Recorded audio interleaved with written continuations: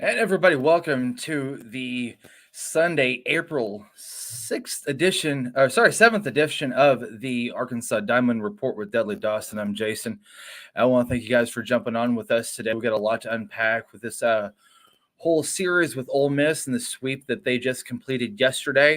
We got a lot of other things to talk about as far as softball, gymnastics, a little bit of football too. So let's bring on Dudley. Hey man, Man, how's it going? going good. This been a great sports weekend. Going to continue. Looking forward to watching Iowa and Caitlin Clark against South Carolina this afternoon, while also watching Arkansas softball, Cardinals baseball. The men's games tomorrow night. It's just been a good run since Thursday for those of us who like to have as many TVs on as you can. I was going to say, yeah, you're going to really need a whole entire wall full of TVs with all the sports that are going on this weekend.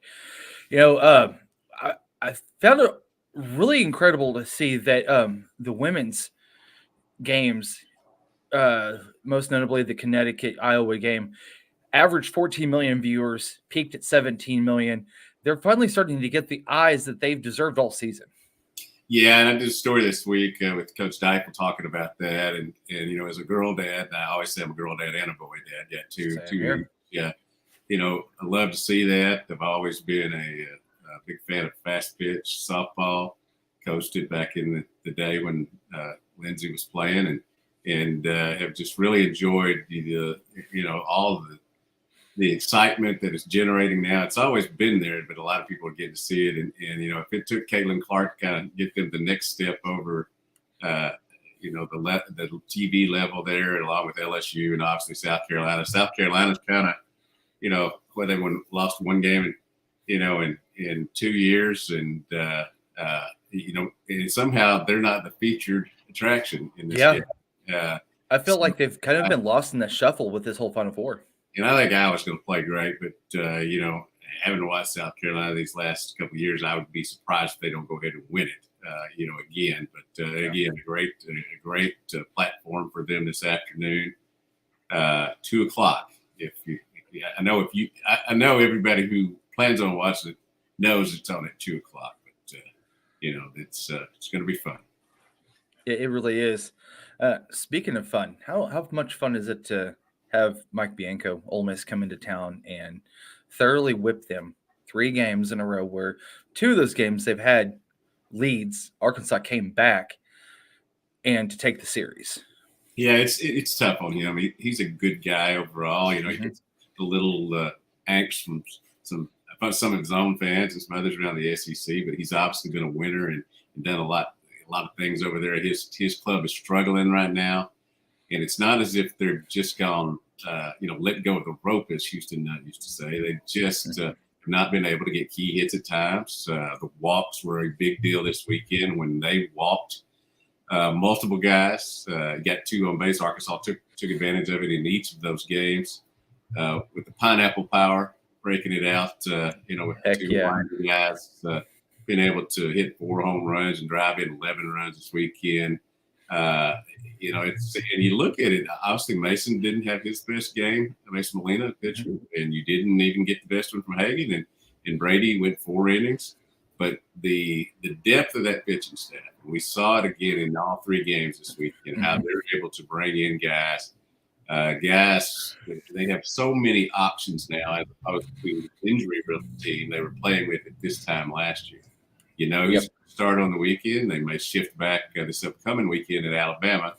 Coach Van Horn talked about doing that. They may go back to the way they have been doing it. We'll see how that plays itself out. But it's been a great run for them, and 21 straight wins at home. That doesn't happen unless you know how to win.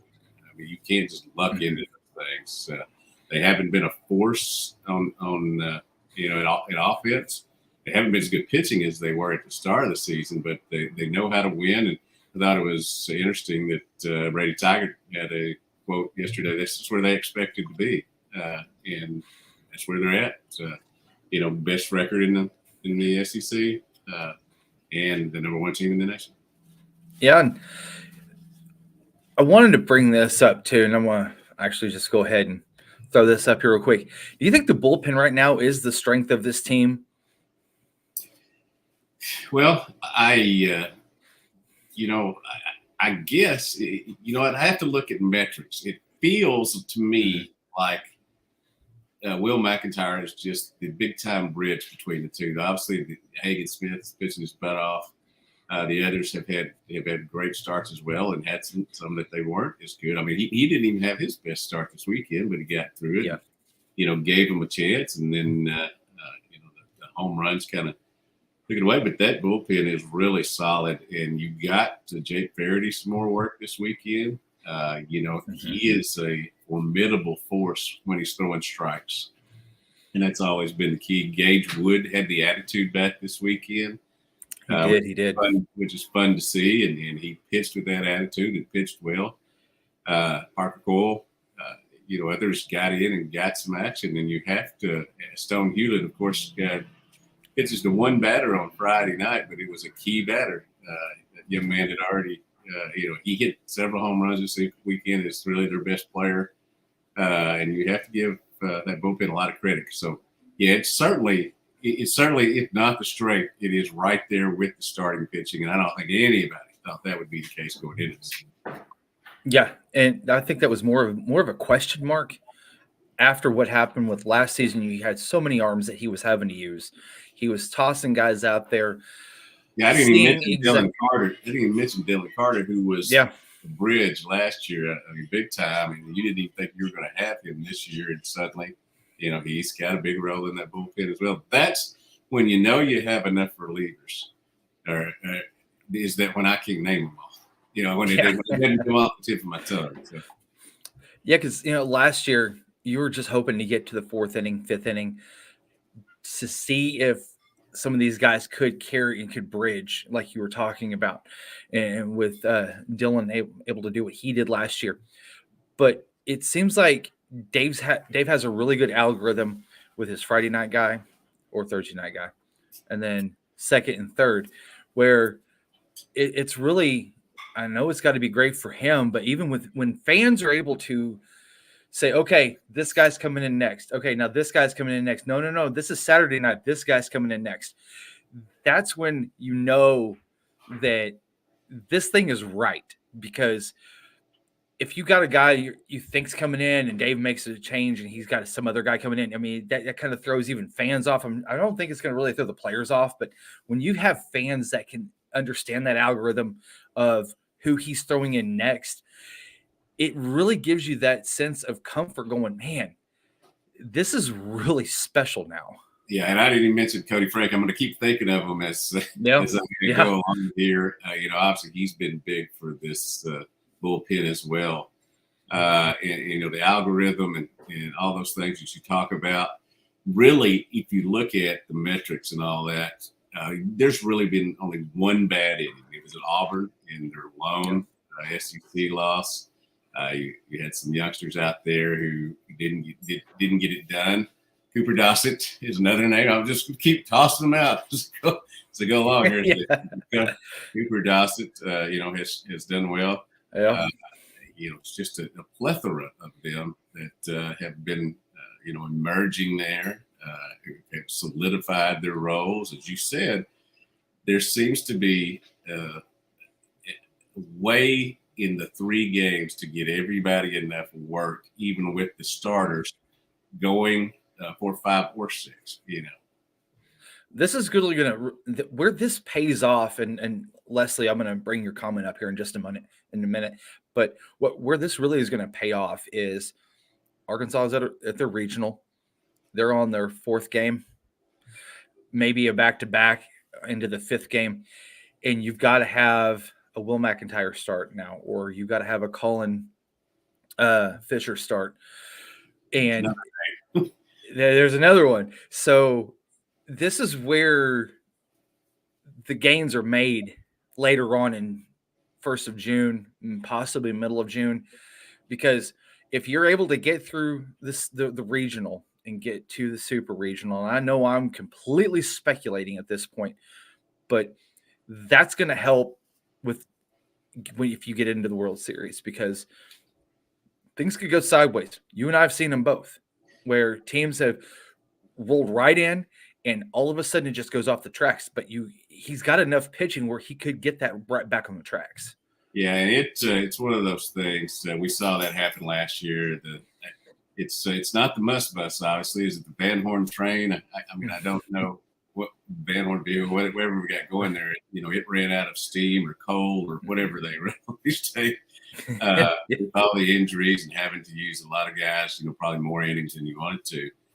That shouldn't be the case this year. They should be able, barring injuries and barring anything, that we would think of coming along.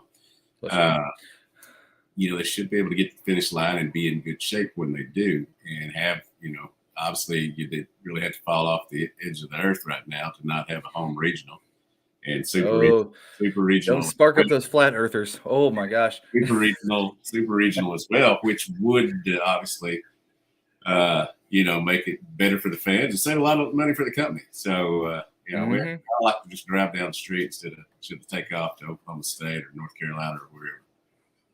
So, Leslie Byram, what's going to be interesting is to see who they pitch against San Jose State in the midweek games on Tuesday, Wednesday this week. Yeah, my guess, and it's only a guess, is that you'll see Colin Fisher on Tuesday, so he would have the availability to come back on the weekend. This is a 5-game week for him with San Jose State. You're playing them Tuesday night and Wednesday afternoon. Then you're going to Alabama. I would think Ben Bybee would probably get the other start.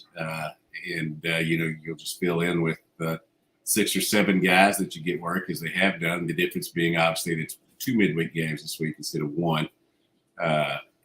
So you get the opportunity not only to get some guys. Poor Peyton Holt is a great baseball player. He's gotten lost in the shuffle a little bit. Get me at bats because JSL, Jared Sprigg-Lott, has done a great job for the most part, offensively and defensively.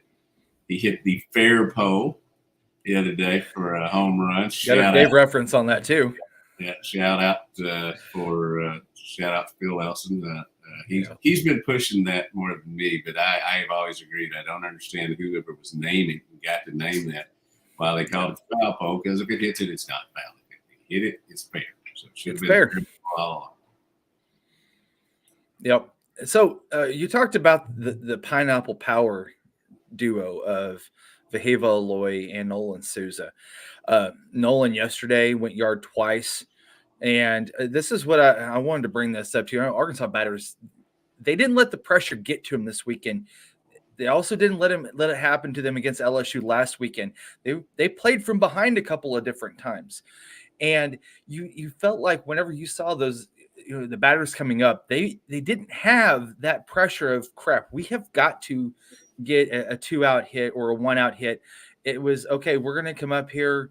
They've got enough confidence that you just don't see the pressure get to them. And that's really refreshing right now at this point in the middle of SEC play. Yeah, everybody wants to go up there, swing at the first pitch. They see if it's a good one and get going. And sometimes that's the approach you take against certain pitchers, certain clubs. This weekend, there was some of that, but also it appeared to me the approach was to you make the guys that they had going out to starting pitchers and relievers to throw some pitches, and they didn't change the philosophy. In the 2 big innings they had, or big innings, in at least momentum innings in the game, they started with walks, and those were guys that would be up there swinging normally. They took the walks, and it played itself out, getting enough people on base and have one big blast there. That worked well for them all weekend. So I think there's something to be said for getting guys on base via, hit by pitches, walks, some of those hidden things that, don't necessarily stand out when you first look at the box score. If you look at the entire box score, you do. And you gotta,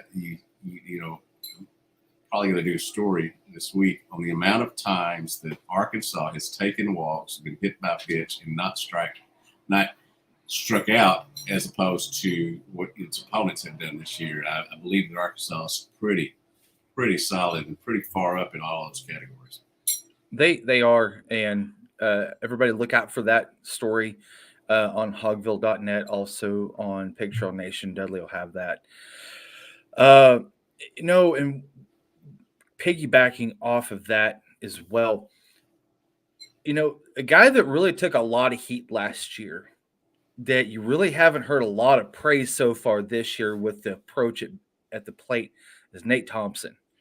I mean, this guy catches his fair share of crap whenever things start to go downhill. Even at the first of the year, None said to his face. By the way, he's a big old boy. yeah, I don't think anybody's really going to come up to him and start poking him on the shoulder. Hey, dude, what are you doing here? I mean, yeah, that guy is jacked. But I think that on social media, I don't see it very much. I do see it as far as the writers go. That Nate Thompson has really helped the approach on some of these batters, where you saw Aloy not taking as many pitches at the first of the season. Now he's taking quality at bats every time he comes up there, and kind of helping these guys with their eye at the ball whenever they're seeing the pitches come off the end of the hand, watching the spin rate and all this, or watching the spin come off. It really I've really noticed that they have had such a better approach than they have at the first of the year. Yeah, good approach, and also they're making adjustments as the game goes along. JSL talked the other day about before his Faribault home run that Thompson came out and they got a plan together quickly on what the guy out there on the mound was throwing. He made an adjustment. I think it was an 0-2 pitch. I may be wrong. It may have been Aloy's home run on the 0-2 pitch, but he made an adjustment, hit it off that fair pole, and it was a nice run, nice insurance run that got no doubt Ole Miss a little further down, both mentally and on the scoreboard. Yep, and I want to talk a little bit about what happened yesterday. For instance, Arkansas, it was the first 3 innings were pretty much chalk. You had Brady, he was grooving, he was doing his thing, and Mason Nichols. I mean, he was pretty solid too yesterday as well. I mean, he wasn't no slouch either, because his first start after 56 relief appearances. Yeah, his first start yesterday. But Nolan Souza, like I said, he was 3 for 5 RBIs, scored 2 runs, had 2 home runs. But another guy that I really feel like can really benefit from Nolan's approach and teams having to maybe kind of pitch around him a little bit is Kendall Diggs. He was 3 for 5 yesterday. He scored a run as well. It's going to be really important here in the next coming weeks, where you've got Vahiva that is, he's producing at the plate. You've got Nolan Souza, JSL, Ross Lovich, and even Peyton Stovall.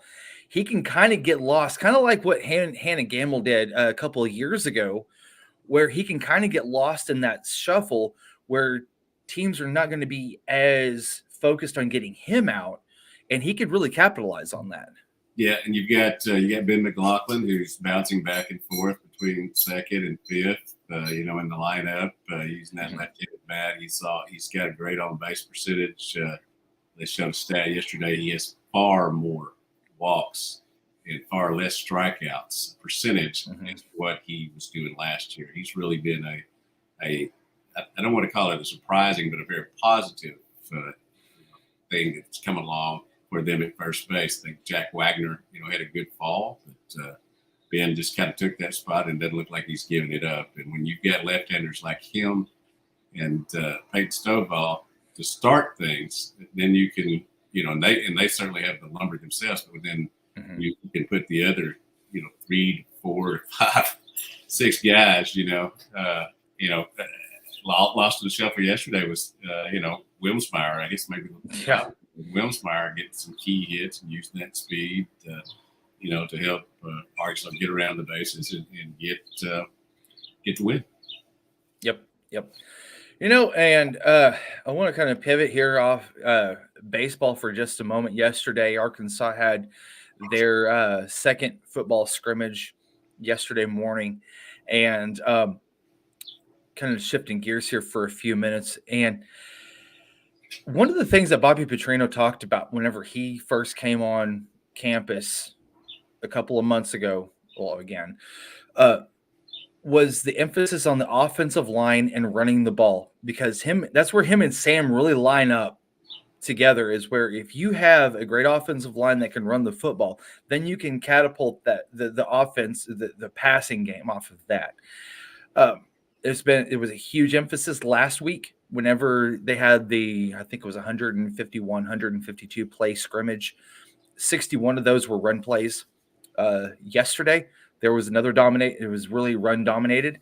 You saw a lot of different schemes as far as what Bobby was wanting to do that you didn't see a lot of last year, where he was really focusing on tunnel screens and getting guys like, Isaiah Satania the ball and getting him in space. And that's where I think that you see a lot of difference is you've got the run, but you're also got the tunnel screens that they're trying to run off of to get the speedy guys, the ball in open space.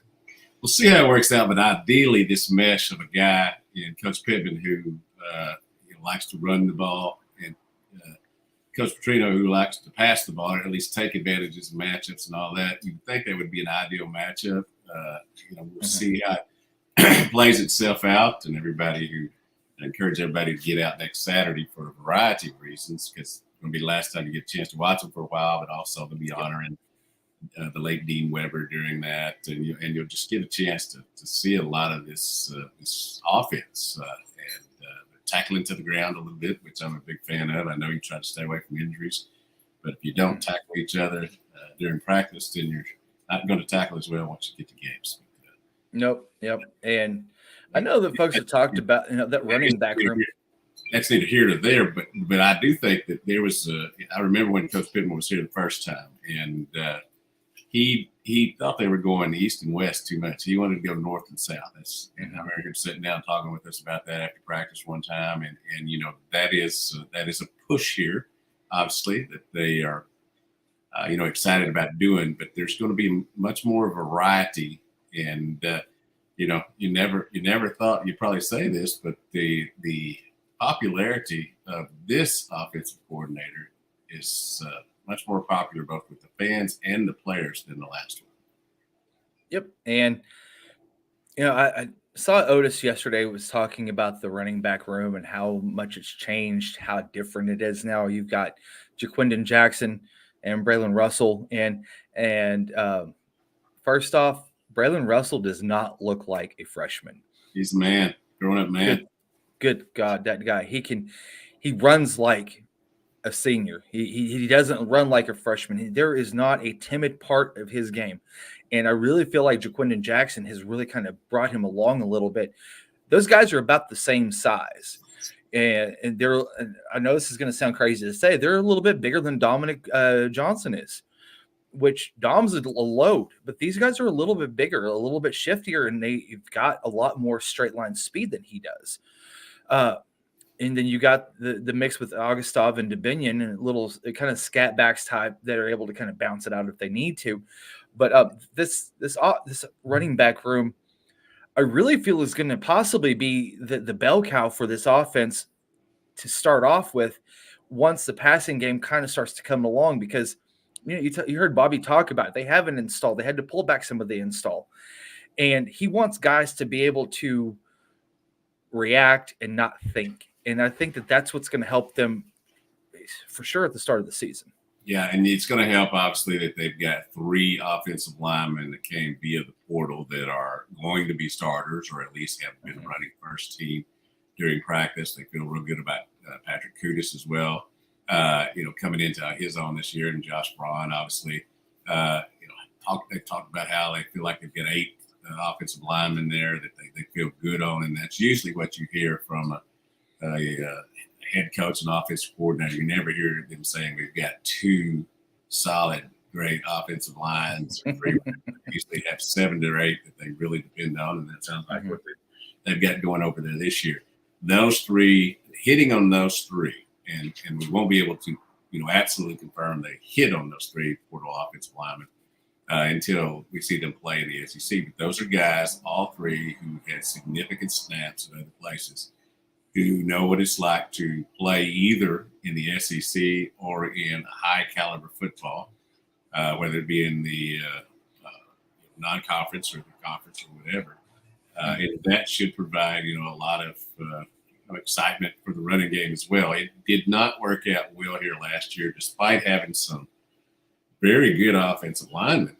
It just did not mesh well. And, as we now know, it was a cluster over there offensively last year in terms of players and the coaches.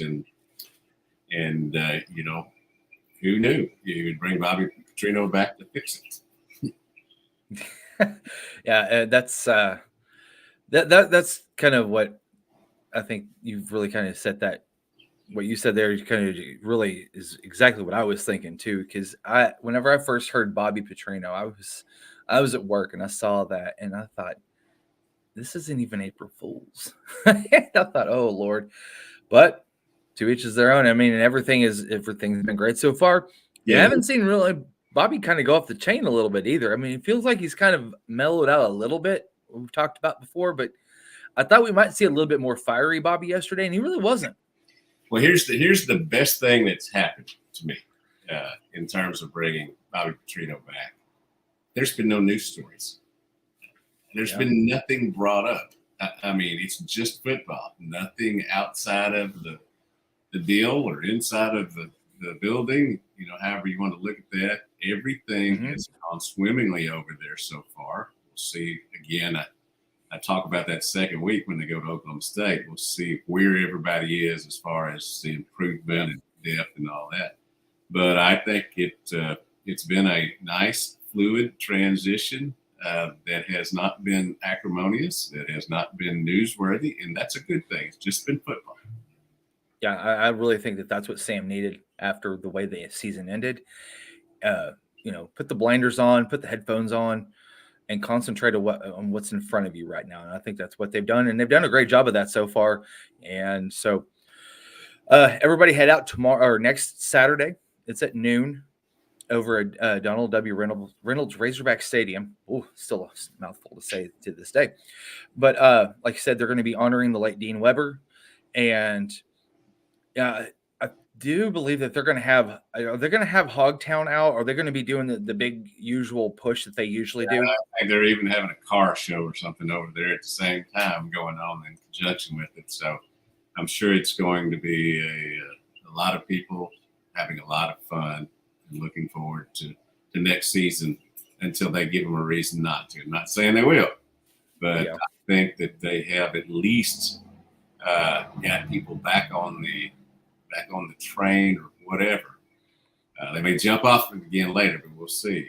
So, there's at least some reason for optimism. Hell, they may have a basketball coach by then, for all we know. So we'll have to see.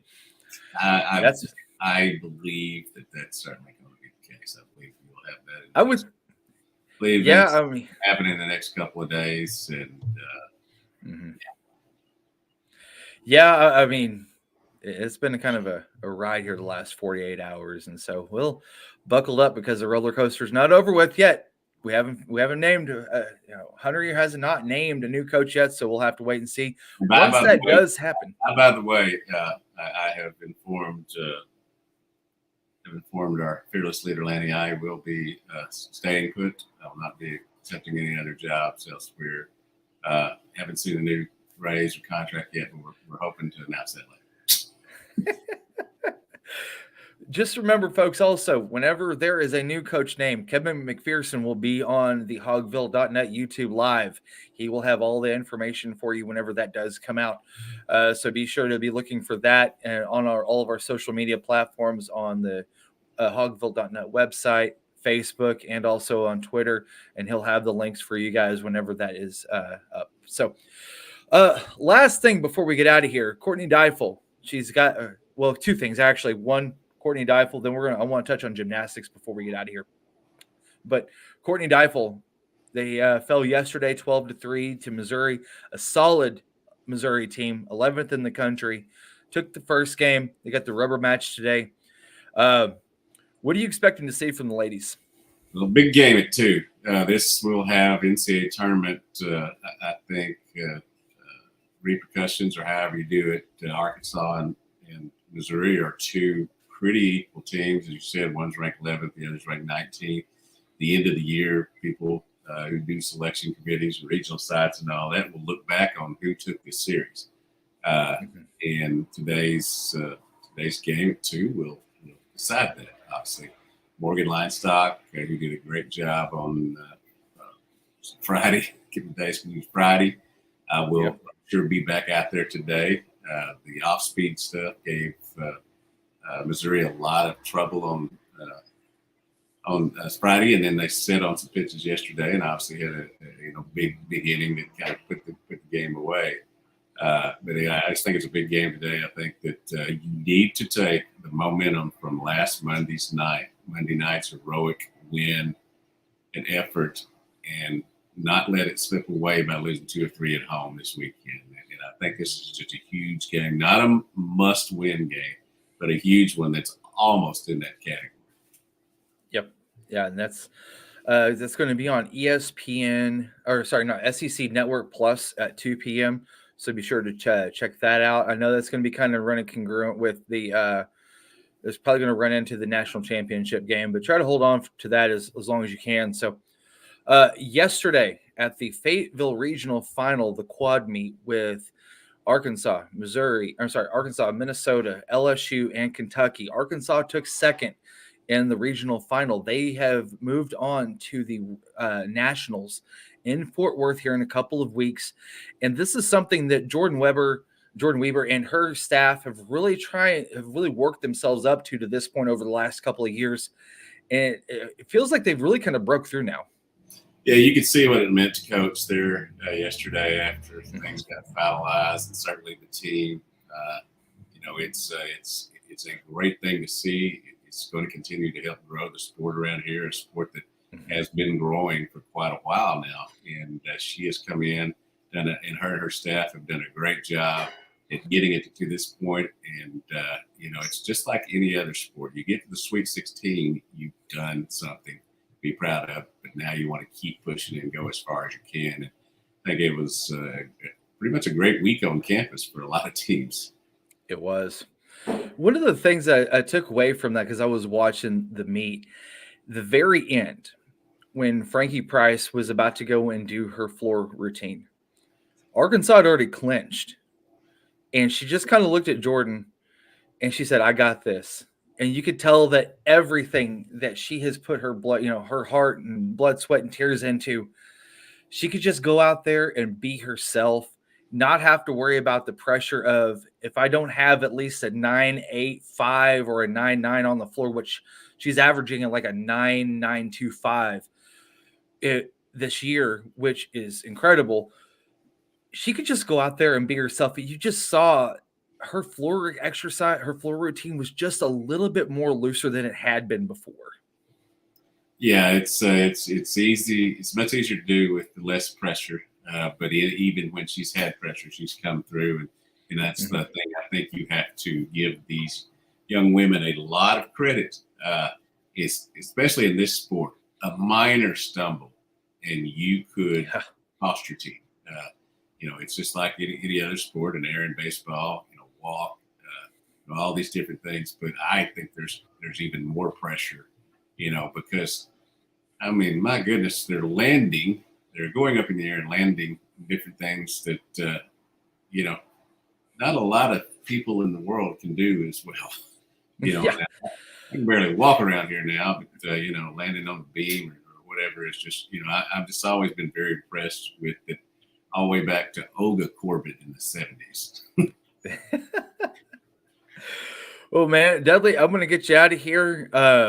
Got baseball on Tuesday, Wednesday with San Jose State, and then they're on the road to Alabama. You'll have all of the great info for that as far as game stories and interviews. Make sure to check out Dudley, all of his stuff on Twitter or X, and also on hogville.net. He'll also be running the Twitter machine whenever Razorback baseball takes to the plate on Tuesday and Wednesday also. So make sure to check out all the stories on Hogville. Whenever a new coach breaks, like I said before, we'll have Kevin. He'll be on talking about that. And for Dudley and myself, Jason, I want to thank you guys for jumping on. And Dudley, one last thing. We have had the most live eyes that we have had so far since you and I have done this. Right now we've got live 220 folks that are watching this, and that's not counting. So does that makes 440 eyes, then, right? It does makes 440 eyes. Newport math, baby. Newport math.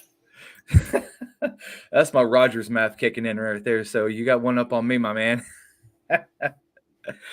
So I want to thank you all for jumping on with us today, and make sure, like I said, go check us out. And whenever we got news that breaks, we'll have it too. Thank you all for joining us today. This has been the Arkansas Diamond Report with Dudley. I'm Jason, and you all take care and have a great Sunday.